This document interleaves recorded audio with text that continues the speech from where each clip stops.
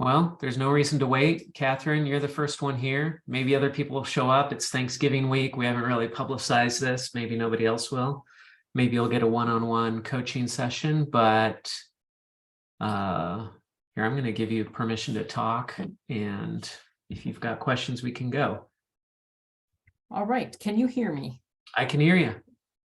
Okay, it looks like my camera's not on, but it's interesting, Josh, if we're going to have this, I didn't want to ask basic questions last week, but last week you mentioned 3 things to Kurt, and you said you need the audience, you need content, and publishing technology. Those were your 3 buckets. And I realized as I'm starting to map out my outline, I have a vague outline, and you did ask me what my clients say, what are the words they use, like their language. But I need to build an audience. What is the best way to build an audience? Like if I was going to create an email bucket, like I literally do all my work by word of mouth. I have all my business is referrals. So if I'm going to reach a broader audience, how do I do that? Well, let's talk about that. By the way, if my face ever freezes during these webinars, presentations, it's just Zoom on my end. It's not you, it's me. I haven't figured it out, but it happens from time to time, like it just did now. So let's talk building an audience, then let's talk about email specifically. There are a lot of ways to build an audience, and there are a lot of different places and technologies you can build it. For example, a friend of mine, I may have mentioned this last week, but a friend of mine started a Facebook group. He trains public speakers, and he started this free group. Nobody has to pay to get in. He just helps people find speaking gigs through this Facebook group. And now he's got something like 5,000 people in this group. So he's got that audience. Now, that's one way to build an audience.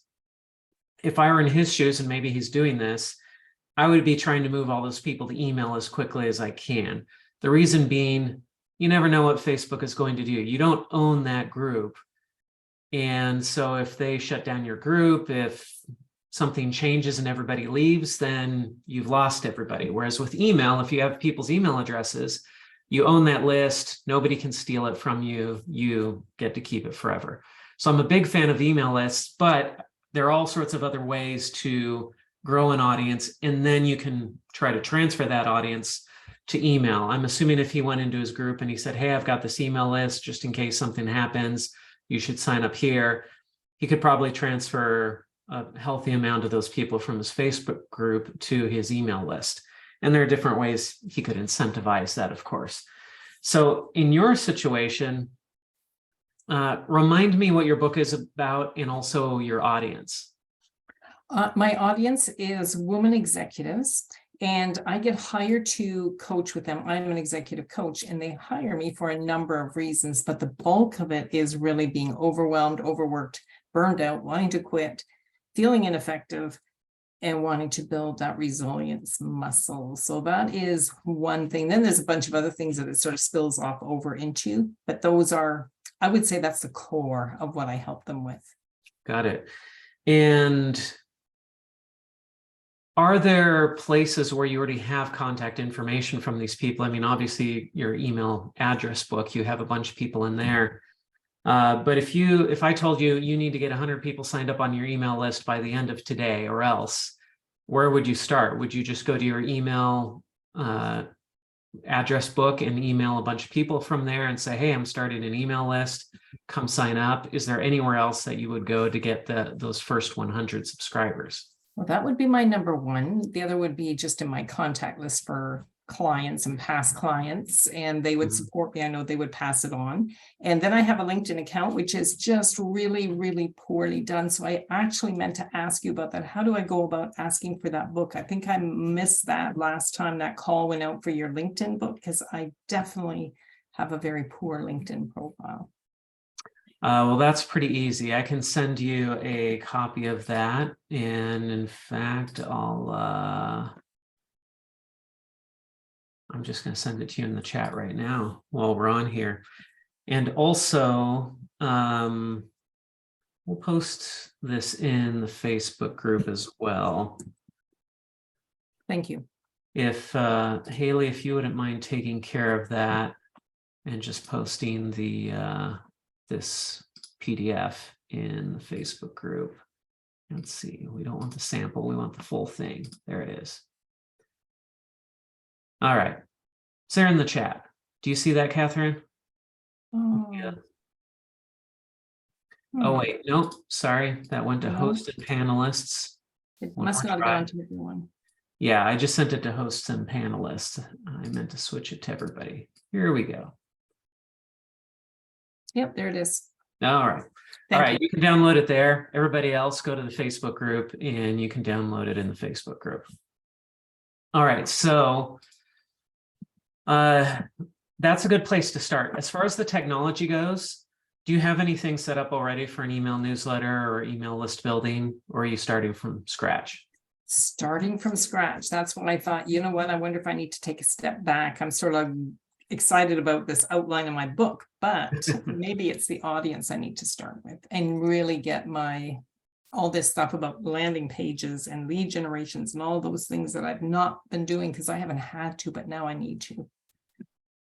All right, so here's what I would do. I'm just gonna make this quick and easy for you and just tell you what to do.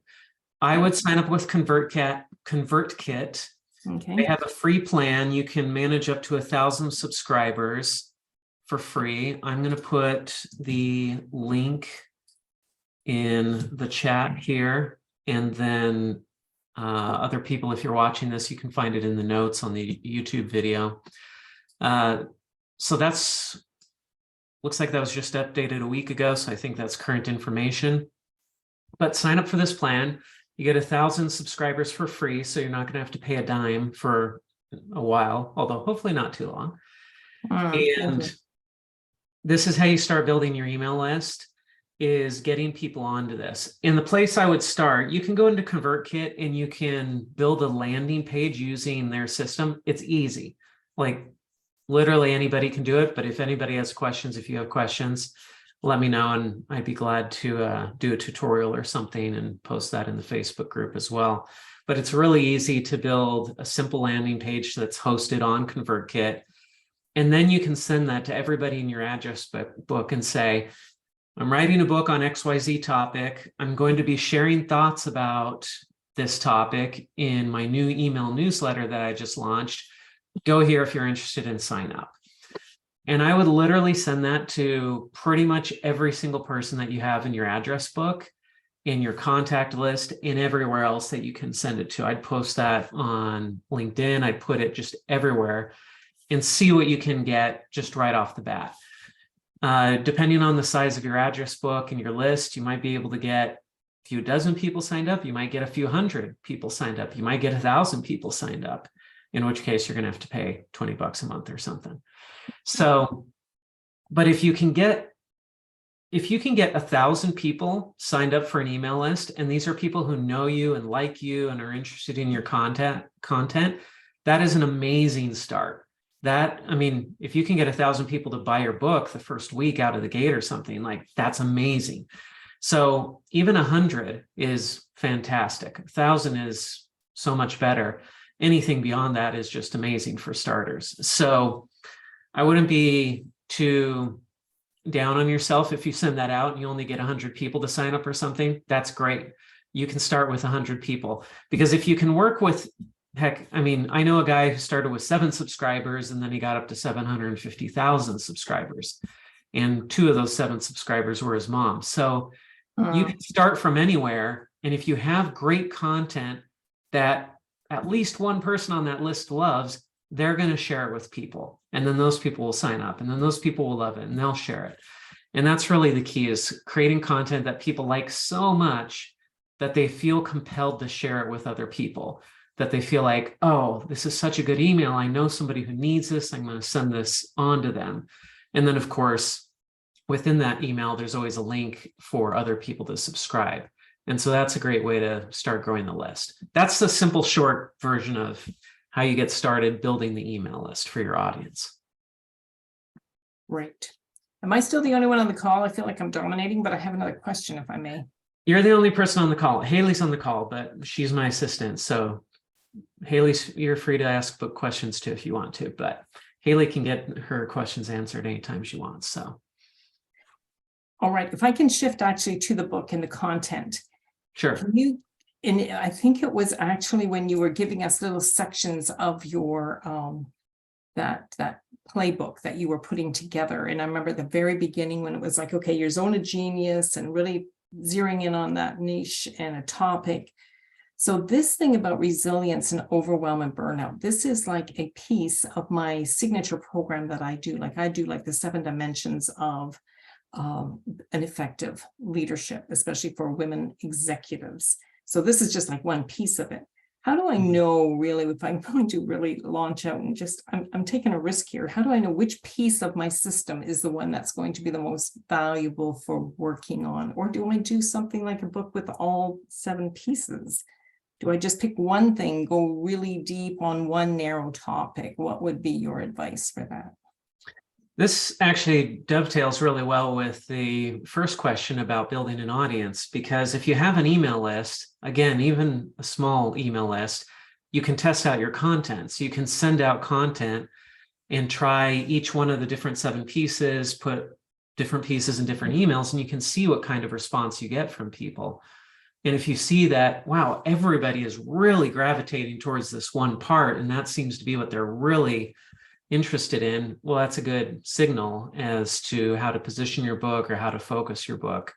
It's the same with social media. If you post on social media and you see that people respond to a particular part of your content, then that's one more signal that that's what people are interested in. This really is the only way to figure this out, is you've got to put the content out there and test it. And some people are afraid to share their book ahead of time because they feel like it'll cannibalize the book, but really the opposite's true. The more you share it, the more people want the book. They want the concentrated, refined version.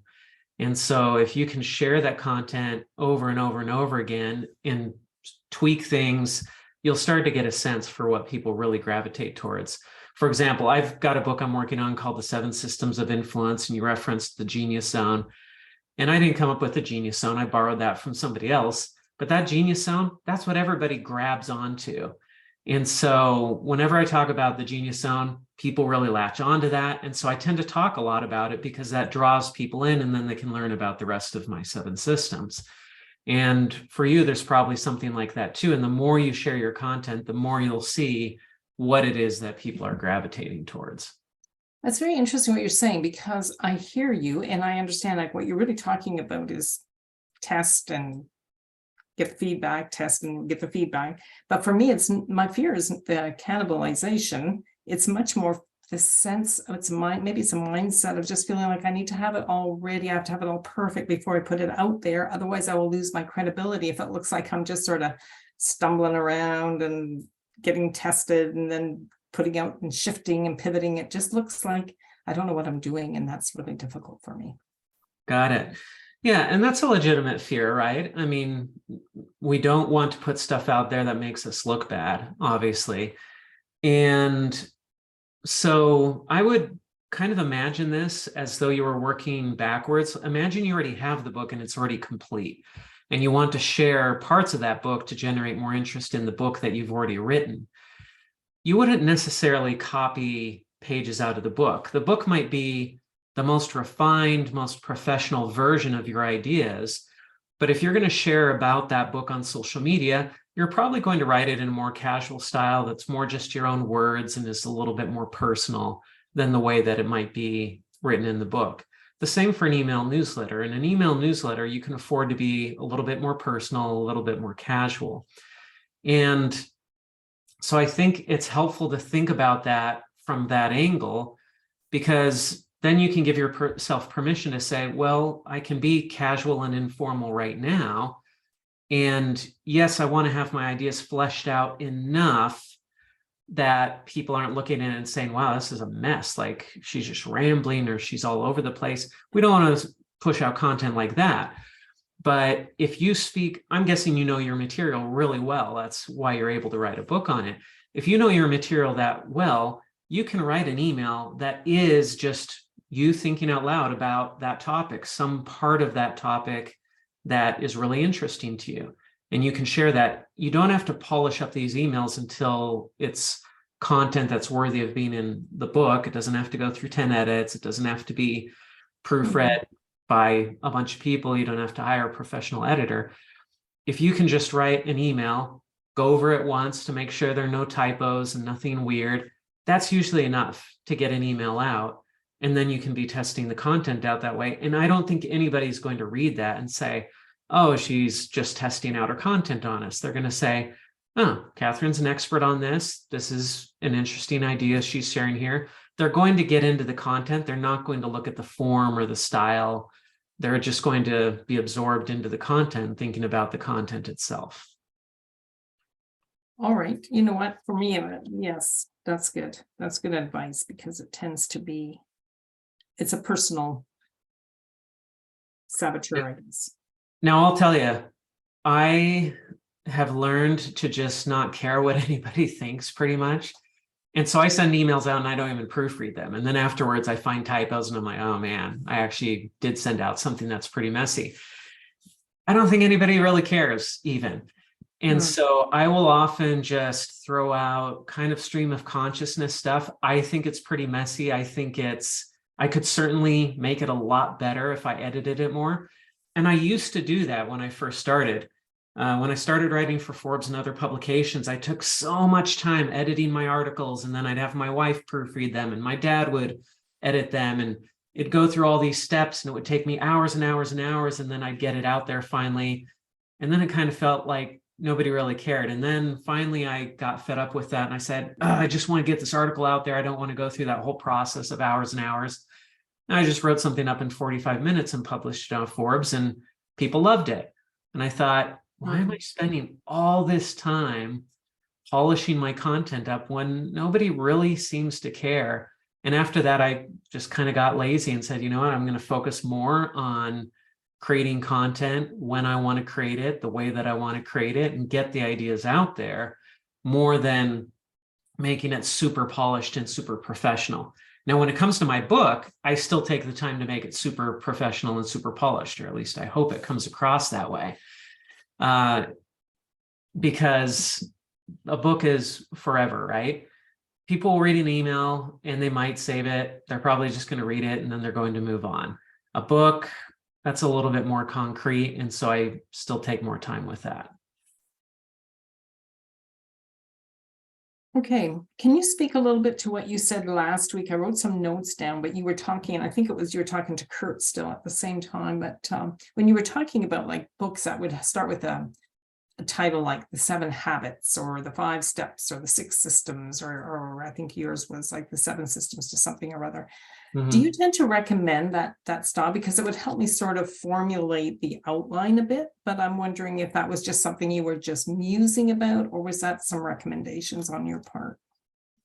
The more important thing than whether it's the 5 this, the 7 that, is that you have some sort of thing. You have your signature, what did you call it? Your signature. It was a signature coaching program for executive women. Right. So you have your signature coaching program, and you could call that your signature formula or steps or whatever.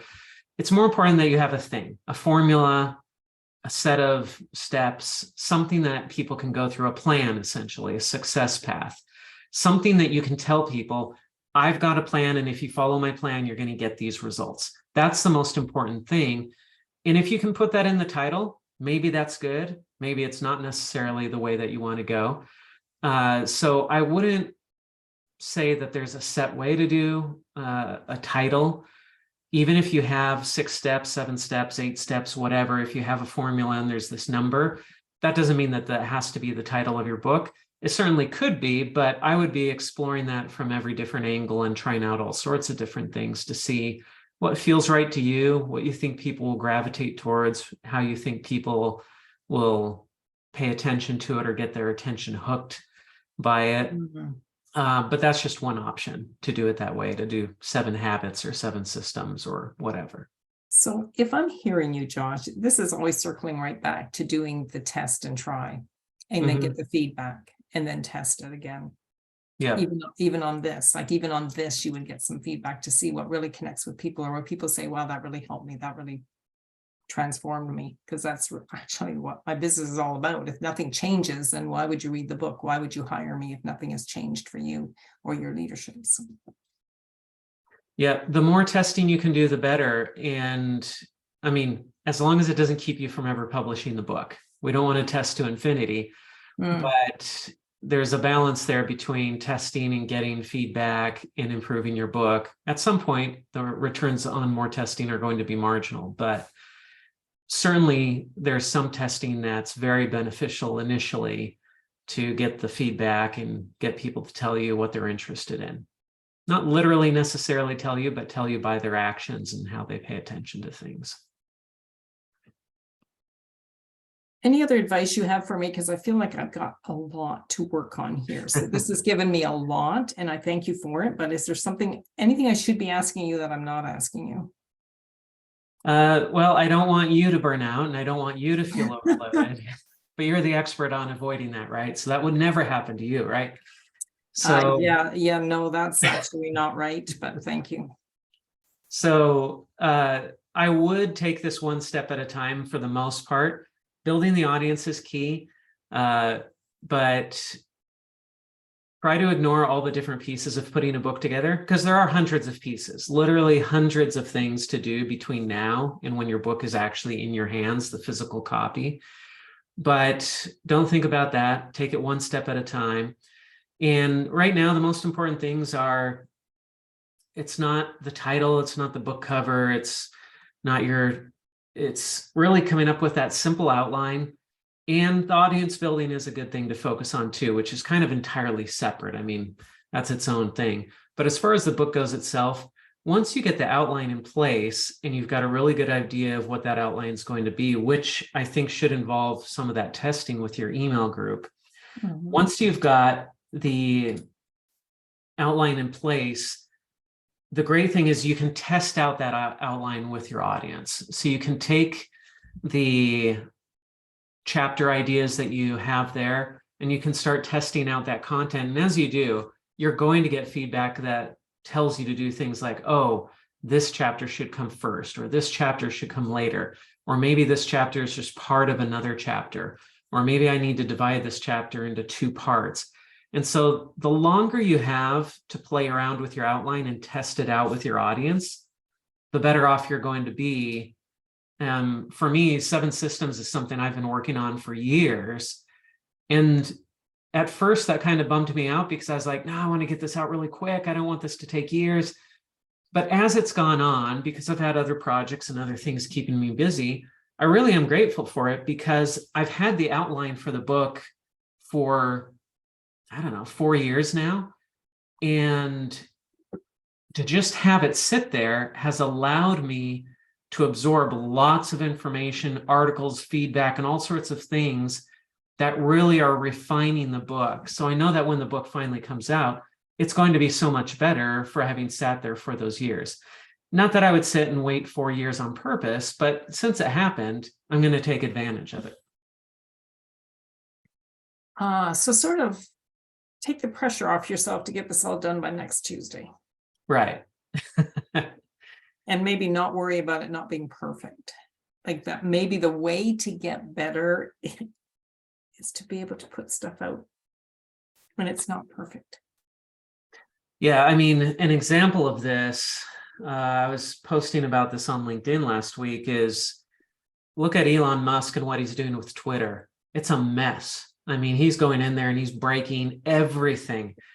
I mean, nobody has ever spent so much money and then done so much damage to the thing that they paid for as Elon is doing. And yet, maybe that's the best course of action. Maybe it's good that he doesn't care so much. Maybe it's good that he's willing to go in and make a mess of things, because maybe that's actually the fastest path to fix Twitter or make it better, improve it, whatever. And so with a book, just like with a business, sometimes we care so much that we're afraid to do the things that need to be done. The great thing with a book is it doesn't impact anybody until it's printed. It's just you and your manuscripts. You can break it, you can mess around with it. nobody cares. Nobody, it's not going to do anything to anybody. I mean, Elon's making a real impact on people's lives because he's breaking this thing that's already out there, but your book, it's just in your mind and on your computer. So you have free reign to break it and mess it and everything. And then you can always just go back to an old copy of it if you want to. So I would embrace that and not worry about anything, because you can always go back, you can always revise, you can always edit until it's out there. And that's still a little ways away. Oh, yes, it is. But this is very helpful. I appreciate the personal coaching session. I feel a little bit rich here. So thank you so much, Josh. I won't take any more of your time, but these have been very, very helpful. So thank you. Well, if you have any more questions, we've got more time here. So you're free, feel free to take advantage of this and ask more questions if you want. But if you're good for now, that's also fine. Yeah, I think I just love asking questions, and I know you're the expert in this field, so I should really take advantage of it. But I thought, yeah, I think I've overwhelmed myself here a little bit, and this has been extremely helpful. And I think, yeah, you know what, I should really take advantage of this and use some deep, insightful questions, but I don't have any powerful questions other than this is great. This is, you know what, as you're talking, I get all these ideas. So it's been very helpful. I'm glad. I really enjoy hearing that kind of feedback, because I get on these calls and I talk and I'm like, I don't know, this just seems like simple stuff. And so when people say, oh, this is really helpful, I'm like, well, I'm really glad, because I kind of feel like I'm just saying stuff that I've had experience with, and it doesn't seem that profound to me. But then I have to remember that I've been through this process a couple of times, and it was really confusing for me the first time too. Yes. And it's really interesting, because something that you've been doing, I mean, this has been a coaching session, and I know this is about writing a book, but it's far deeper than that. And if I'm sure you have a sense of that, but you're talking about permission to fail, permission to put stuff out there that might be a bit messy and it's not perfect, and you can shift and adjust and advise and edit. And for me, that is really, really tough. And it's like, I work with my clients to say, it's okay, give yourself permission. And now you've done that for me. So I'm going to take my own advice here and just say, you know what, it doesn't have to be perfect. I just need to take steps forward, to make some steps. And even if it doesn't look what I consider perfect, it's okay. Well, that seems like a perfect way to wrap things up. So, and plus my camera won't even turn back on now. It's like I've got the pinwheel of death on my side. I know. So. And I'm looking at my own picture, and I'd much rather see your face. So you know what, this has been great, Josh. I really appreciate it. And my concern is that, oh man, I hope more people jump on these calls, because this is like gold. And and it's like, whoa.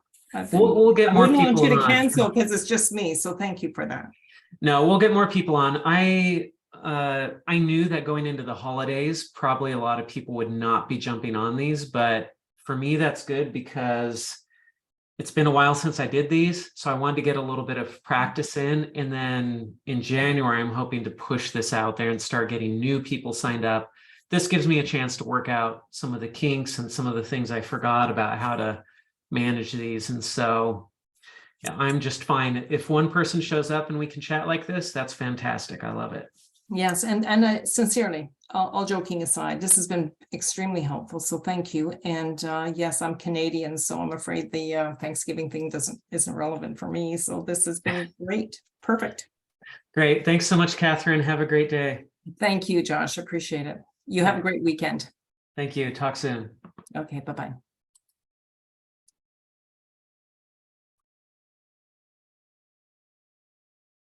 Apparently, I can't even end this thing.